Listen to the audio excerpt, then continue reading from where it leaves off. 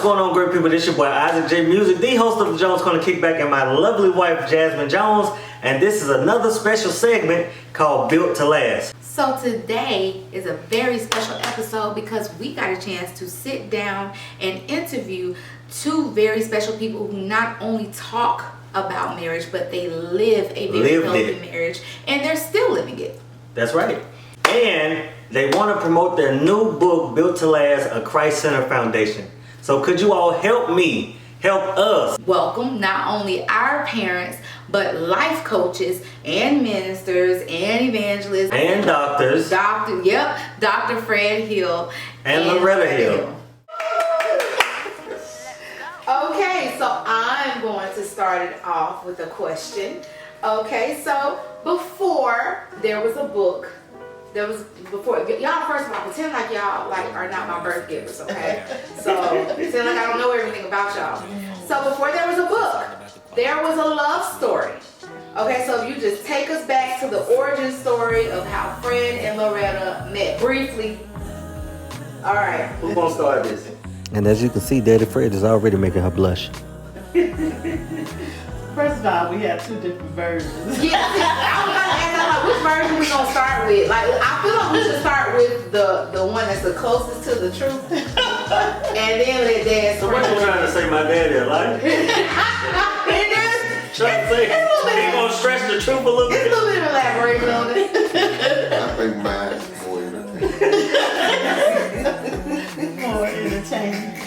Well, it started with us riding together. We were planning a graduate banquet. And we ended up riding together to the venue where the banquet would be. And so after that, we went to, after that we went skating together. And as an international office, I had an international office at the time who was planning our convocation. Yep. And I was the correspondent secretary. And I asked him if he would help me with registration. That was part of my assignment. And he came to my house to help with packages, and I cooked dinner, not knowing that was the way to his heart. That's his love language. That's his love language. Dinner and a nice sweet dessert.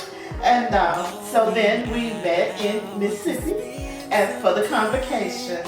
Spent time together. He took up a lot of my time there.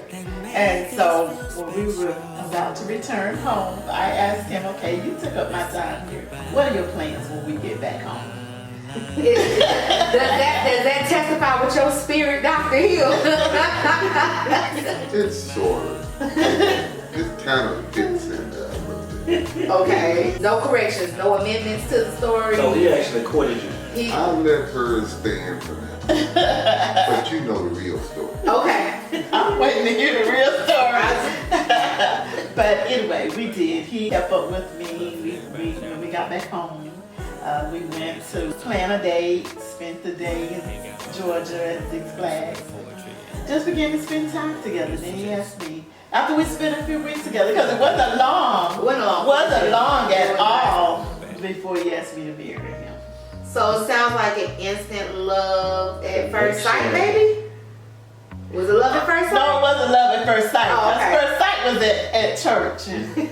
Oh, yeah. He had to work a little harder. Yeah. He had to prime you a little bit more. Well, I say this. Whoever says the first impression is the lasting impression, that's not necessarily true. Because if that was the case, I would not be here because she would not have given Dad time. So I say that. True. And we wouldn't be married. And we would not be married because I would not have been here.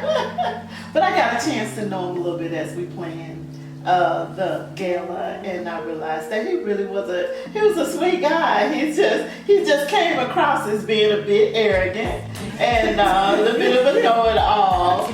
But getting to know him, he's not like that at all. He's really a big teddy bear. Dad is not arrogant at all. Yeah. And he is a big teddy. Yeah. He still doesn't know it all. But he's not arrogant at all. He's not. Hey, I can't agree with that. I don't know if that's the truth or not. That's all right. Me and you gotta stick together. That's fine. Cool. Awesome. So, Daddy Fred, I asked you this question. At what point did you realize that she was the person that God had for you? Well, we dated for a long time. So, really, I don't know, about 2 weeks. Before you pop the question. Yeah, about 2 weeks. Woo! I like that. So we had a long 2 weeks. Long courtship. Yeah, long courtship. And I remember when I asked, she said, how do you know I'm the right one? I said, I had no bad relationship to know a good one. I see. You know, sometimes that's what people do. They be trying to figure stuff out. Yeah. And you look up here, all those bad relationships. You ain't learned nothing from that bad relationship. You don't know a horror story when you see it. Yeah. So, I don't need Frankenstein monster to come shake my door. So you saved his life, Mama Lo, because the Frankensteins, there was too many of them. Yeah. You came and brought your light into his life. So when you're in a good relationship, you really know. So once again, so another lesson from this is when a man knows, they know. That's what I keep hearing. When a man knows, he just knows. Yeah. Very true. And I had also gotten to the point that in my life, but I was working, doing well, I had my own place. But then I was to the point that I wanted a relationship, till I was ready to marry. So I was, praying about it, asking God to give me the person that I needed in my life. And so, when God does it, He does it well. He does a full. Yeah. He does it well. Okay, so but John, I'm gonna preach though. I'm behaving today because I have my parents. And They know you. And I want to show that I can be professional. Jeez. Second question.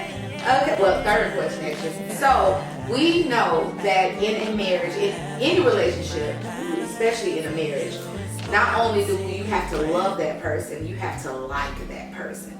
So you still need a strong foundation.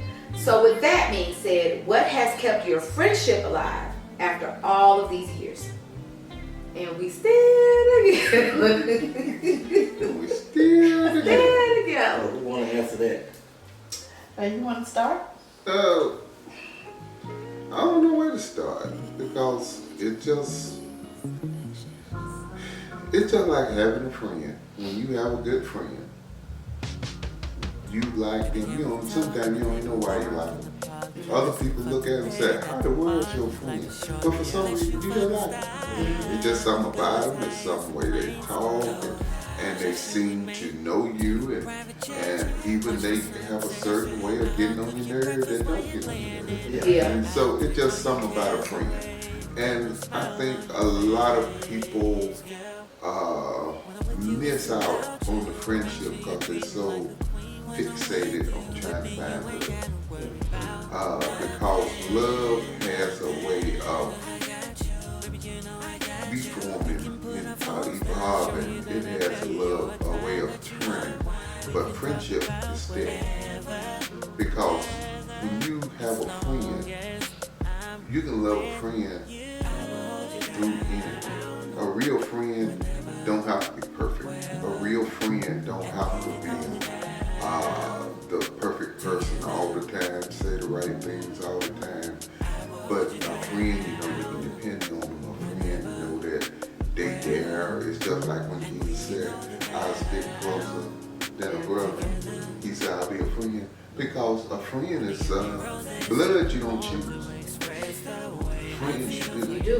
And so that's why Jesus used a friend, because a friend is somebody that you chose. And so a friend will hang with you when family cut you loose. So that's the same thing. If you have a friend, then even on days when she don't love me, she like me. Yeah. So That is true. Even when I got on her last nerve, she still like me. That's a little friend. Yeah.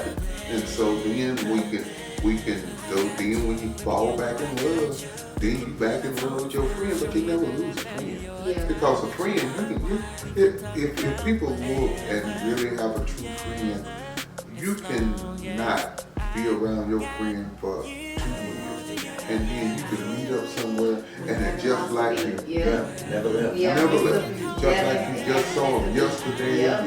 Your heart jumps, you're so happy, you're laughing, and you just having a good time.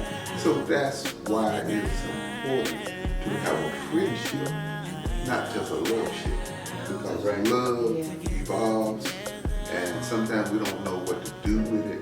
But when you have a friend indeed, Yeah. that's what you need. And so we just have a friendship. Yeah. More than just love. We have friendship. We love each other. Yeah, but love have evolved through the years, and it's gotten stronger. Yeah. But even with love, the friendship has gotten stronger. To understand, that's why sometimes get on there because we say the same thing. You know, Yeah. you sitting on the other side of the room and you already know what they're saying. Yeah. Yeah. You learn each other. Because Yeah. and it's safe to say a friendship really anchors you because it's very much safe to say that y'all are not the same people that you were almost 40 years ago. Oh yeah, you know, you change. 5 years from now, you all won't be the same. Right. You know, and so no one is the same when they first get married, and 2 or 3 years down the line, you know that you're maturing, you're growing. You know, so with Fred, he keeps you laughing. Yeah. You know, so even if I want to, when I want to be upset with him, he won't be serious enough to let me say that. I've seen you get And mad because you couldn't stay mad. Yeah. I've seen it. It flustered you with a stuttering. Yes. Because I mean he has a great sense of humor, and but he's also very caring. You know, so I've never regretted our relationship. Never said I'm just sick of this man. Sometimes I want him to be serious, and he just insists on I'm not gonna be serious right now. But you all know when he's serious, he's serious. About and has a lot of information about different subject matter. So I think one of the reasons that I was drawn to him as well is because he had some of the characteristics that I felt like I didn't have. I saw a lot of courage in him. And I saw that if there was something that he believed strongly in, he stood for it. And it didn't matter if someone disagreed. If it was just, if it's what he thought, he stood strong and firm. And I just admired that because I've always been, politically correct. And I don't want to make anybody upset. So we helped each other to grow in various areas. They're very much. Absolutely. Yeah. It's like we're one, kind of like yin and yang, where one lacks, the other one that's their forte, and vice versa. I have noticed that with y'all. Yeah, and we had to learn how to bring that together to stay happy. Yeah, that's good. So you see all that poetry, he done just spoke. So look, and that's saying that he's not that poetic. David's spitting some gems. Yeah. He can when he wants. Look at that. Yeah, He can when he wants to. All right. So let's talk about this book. So why did you guys feel that now was the right time to write Built to Last? Okay, Built to Last, a Christ-centered foundation, it's built out of, first of all, our relationship, our experiences that we've had with other, just talking with couples, observation, noticing how people communicate with each other. Yeah. But yet they're husband and wife, but it doesn't sound like it when you're observing and listening. And just so we've always had a heart for couples. I know I felt like once I married that I wanted it to last, and I was going to do what I could to make it last. I had good examples in my parents, but still, when you get married, you've never done it before. Right. Well, initially, you've never done it before, so I knew that we needed God to help lead us to keep that and then, have the background that I had, and I knew that Christ needed to be that foundation, that he could help us hold it together. He would be that glue, and he would lead and guide.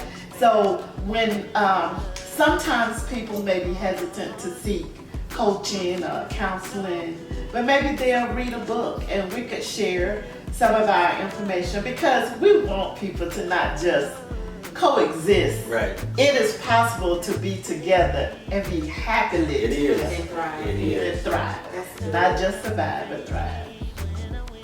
Anything you want to add? Well, you know, I don't want to get into long, drawn out Oh, that's scary. Oh, explanation. that's scary. It is a test. When a preacher says that, we're about to get along. No, I'm not, because I'm gonna just keep it as short and simple as I can.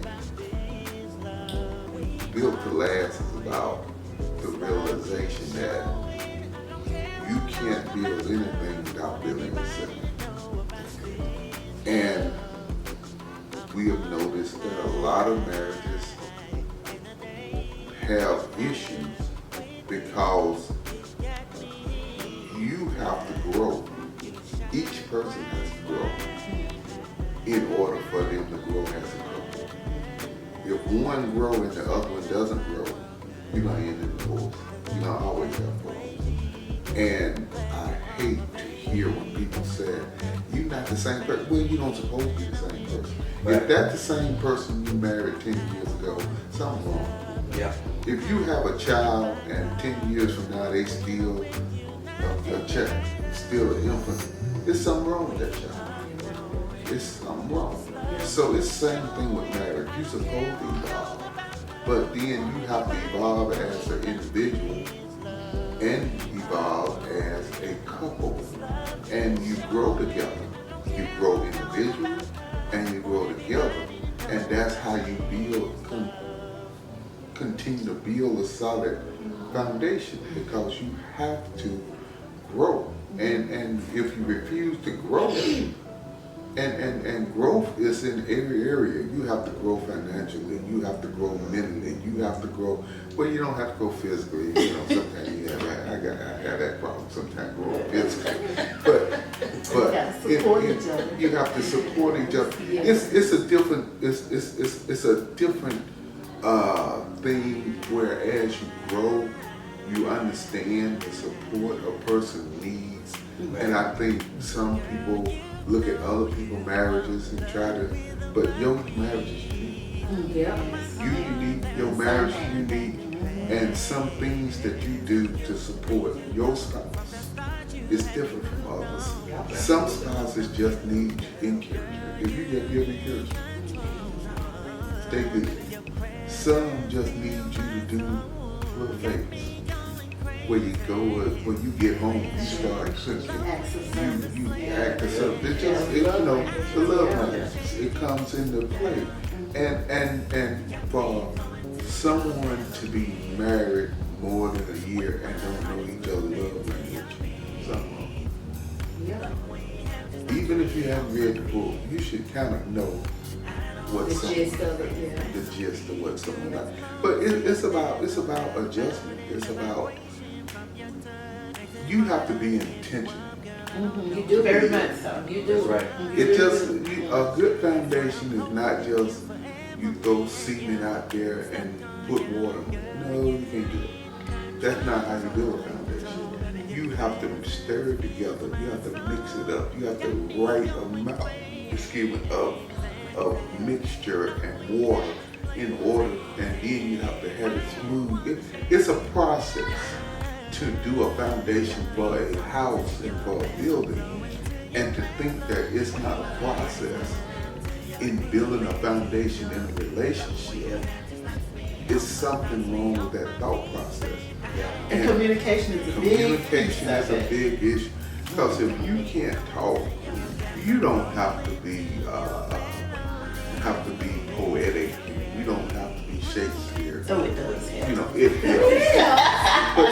But just to be able to speak legible, clearly, the things you like and don't like, and the things you want and things you don't. That how you build it. Just simple things. Just simple conversation. You don't have to get up and get a deep conversation every morning. Just simple conversation. That's good.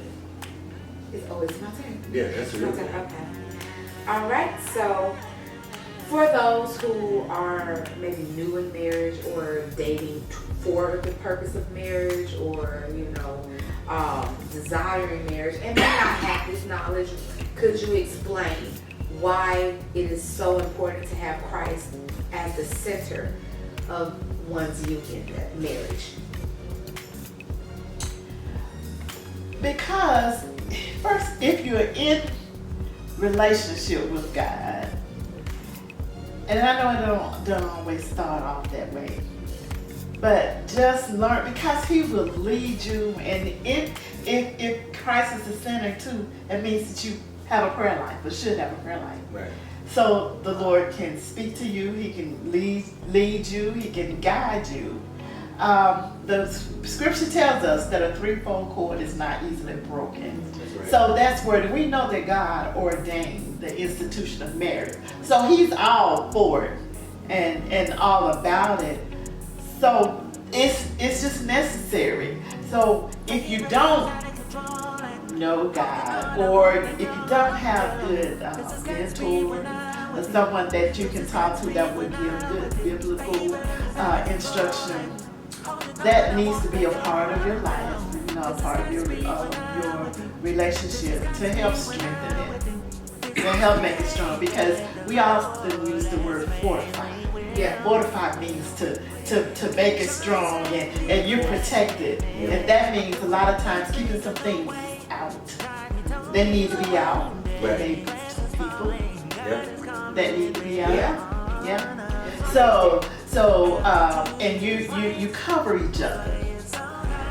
And protect each other too. Like I like to use the example where you shouldn't disrespect your spouse. You shouldn't talk about your spouse even to other females in a bad or a negative way. Yeah. We don't believe in supporting like wrong, but there are things that you need to work out together. So don't be disrespectful, to your spouse and about your spouse. Right. Because people will carry negative things. And news is, that's why news is so popular. Yeah. Because people love bad news. And it attracts and they thrive on that. So so even just, the Lord, He will let you know when you're talking too much. Yes. When you need to be quiet. Yes. We just need to learn to listen. Yep. So. Yeah. It just, sometimes I think when we say Christ-centered, a lot of people say, ooh, I have to go to church every Sunday and I'm supposed to be doing. No, that is not necessarily where we're coming from. Is that sometimes you have to start where you are. If you're not someone that going to church every Sunday, have a relationship, well, you got to start somewhere. Even if you start simple, when you're in a marriage, how about do unto others as you would have them do unto you? That's a great start in a marriage. Do unto your wife or do unto your husband like you would have them do unto you. Yeah. That's a great start. And when you start doing that, then God will open up and maybe you'll understand, the husband understand and say, love your wife as I love the church. Yes. Love the church. Yes. That's then, but you build yourself up into it. You don't have to think that you have to know it all. And you won't know it all. Right, and you have to have the greatest relationship. No, build it. Yeah. It's the same thing. Building a relationship with Christ as you build a relationship in your marriage. As you build the foundation of your marriage, you build your relationship with Christ. You don't have to start in the Pope's house in order to have a strong relationship with God. Start where you are and work on it and add Him into the relationship. As you grow in Him, He will grow inside your relationship, and your relationship will come together and it'll start growing, and the more you grow, the more you put Him in the center of your relationship, the better it'll be. So you're saying He's like the fertilizer, He's the soil He's the soil. to keep blossoming and growing. Right. And that way you won't feel like a failure either. Yeah. Right. And I think that's important too, just doing the work like y'all said, because it can save you from so much things that are ahead that you can prevent. I know growing up as millennials, like we didn't have, you know, a lot of things talking about what to do after marriage. It was so wedding focused It was wedding focused. We never talked about that we didn't talk about the marriage after. the after. And a lot of people prepare for the wedding and not the And not marriage. marriage, right? And that's Exactly. where problems are. And a lot of, which I think we mentioned in the We book, do. a lot of times people would talk about the wedding, talk about all that, and never talk about finances. Expectation. Never get expectation in line. One person expect this, and another person expect that. And when they get married, both of them looking for different things to validate of your marriage. It's just like the funniest thing. I used to get up early to go to work.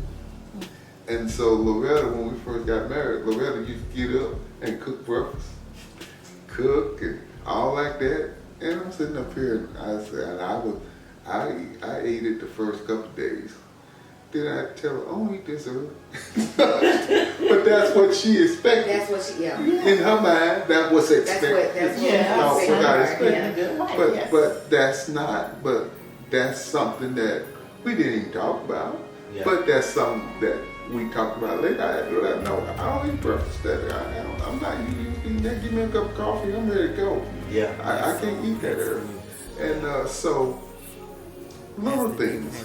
You come in thinking it's going to be like Cinderella. Cinderella said happy ever after, and then it go off.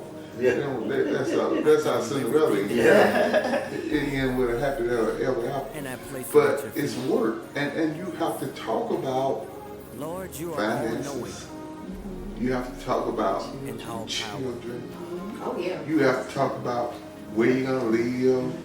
You have to Your talk. faith. Your faith. You have to talk about where we're gonna spend Christmas. Oh, holidays You is have a to talk big about- one. Yes. Yeah, because not only are you marrying, your families are getting married Right, too. Right. And so it's just so many things that you need to have conversation about. You may not come to a full agreement on what you're going to do then, but you can come to the agreement of, okay, this is a good starting point. But that's part of the process. The process starts before you marry. Good. It starts before. You can't wait till you get married and then start the process. The process starts before you get married, and it continues on, and the subject matter may change, but it's still a process. So just not making the wedding the focus, but understanding the vows. Intentionality starts before the ring gets Right. and we jump that Yeah, rope. you gotta That's do right. it. It's game time. It's time to find out just how well these couples really know each other. We're putting together love, communication, and marriage to the test with a little game we call Who Does What. So let's see how this go. So who takes longer to get ready? All right. Who spends more money?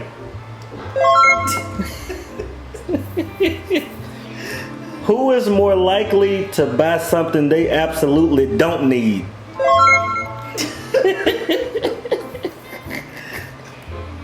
Who controls the TV remote? Oh, you winning over there. Who is more likely to eat the other person's leftovers without asking? Might be y'all. All right, we're gonna get to the love and romance questions. Who initiates date night more? Who apologizes first after an argument? Who is more likely to say I'm fine when they are definitely not fine?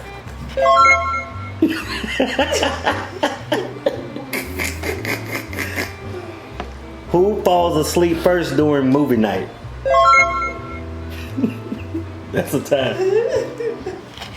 And last but not least, who is more likely to randomly give the other person a kiss?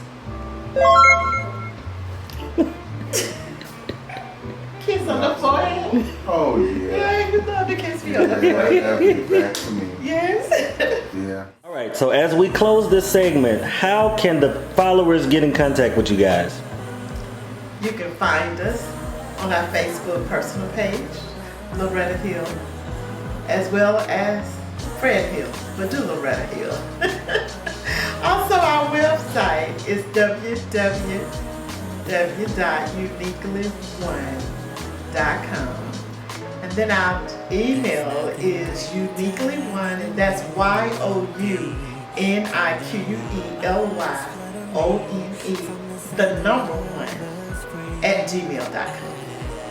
Awesome. And if they want to get your amazing book, how can they find it? It can be found on website, Built to Last, a Christ-centered foundation by Dr. Fred and Loretta Hill. Check it out. It's awesome.